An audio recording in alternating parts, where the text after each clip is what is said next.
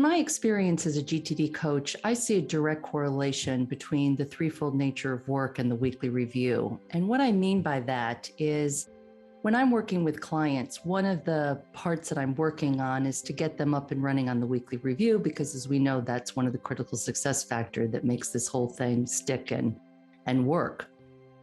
But what's really interesting is that there's this pattern that shows up with clients. And the pattern is when they have space in their calendar for the threefold nature of work, meaning they have space to do predefined work, they have space to define their work, they have space to handle any unplanned that comes. And yes, not all the time. There has to be sometimes renegotiating and recalibrating that week. But generally speaking, there's some good space. And they've blocked out time to do the weekly review and they get through a weekly review.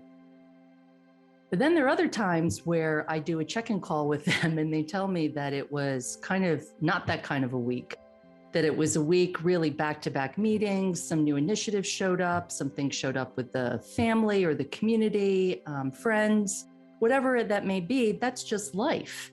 And then what happens is the clarifying and organizing doesn't happen as frequently. Maybe they're not getting enough predefined work done because maybe they were dealing with a lot of unplanned or whatever it may be. And then the weekly review's on their calendar and more than not, they just kind of blow it off. Not that I've ever done that. And so one of the things that I teach people is not to blow off that time with the weekly review. And the tip here then is to not try to use the weekly review to get caught up on clarifying and organizing and doing work, and to really stay in reflecting mode so that they can reflect and say, wow, what just happened this last week or the last 2 weeks? And then how do you recalibrate and renegotiate for the upcoming week or weeks to get back in control, back in the driver's seat? So maybe you realize, I need to spend some time, getting caught up on clarifying and organizing emails, paper, meeting notes, or whatever that is. Go schedule that in your upcoming calendar. If you need to get some more work done, go schedule that in your calendar. If when you do your weekly review, if you're only able to get and do a ground level weekly review, go schedule a project review. Or go schedule a calendar review if need be. But to really spend that time reflecting is so powerful. And yet it's so easy to just kind of stay in the busy trap. Well, then the next week, and it just starts kind of snowballing. Well, I grew up spending my summers in the coast of Maine. Obviously, you can see some of this is actually charts of Maine behind me. Actually charts, and this is my dad's handwriting below here. And you can see this incredible coast of Maine that I spent time racing sailboats growing up. And one of the things that would happen after a race is you would reflect and say, how did the race go? But also, what do we need to do to prepare for the next race the upcoming weekend? And sometimes the race was really easy. It was light winds, sunny weather.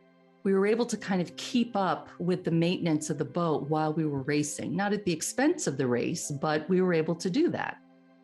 Then there were some races where that was so not the case. It's pouring rain, really heavy seas.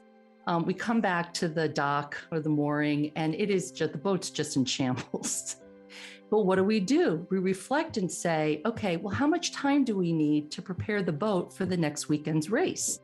We would never go into the next weekend race with all the drag, with the sails not packed properly, with just the boat not in the shape that it needs to be in for that next race. And so I learned that growing up. I mean, it was just kind of a no-brainer. And yet I find that we don't do that for our personal and professional life in terms of that maintenance. I think people do maintenance on their body, they do maintenance on their home, their property, their lawn, their gardens. But boy, it's really kind of interesting to see people, not carve out that time because they've gone back into the busy trap. What I also have found really interesting is that in all the years of me taking people through weekly reviews, whether it was a full weekly review, a partial weekly review, a project review, a calendar review, a ground level review, whatever kind of review we decided to do during that call, I never had anybody, I was really kind of thinking about this. I've never had anybody at the end say, wow, that was a waste of my time. If anything, I hear, wow, I didn't realize how powerful it was. And I thought it was going to take a lot more time. And so I just invite you again to be able to kind of reflect on how you're doing on your weekly review and what kind of week did you have? Did you have, fair winds and smooth sailing, or was it just really pretty stormy?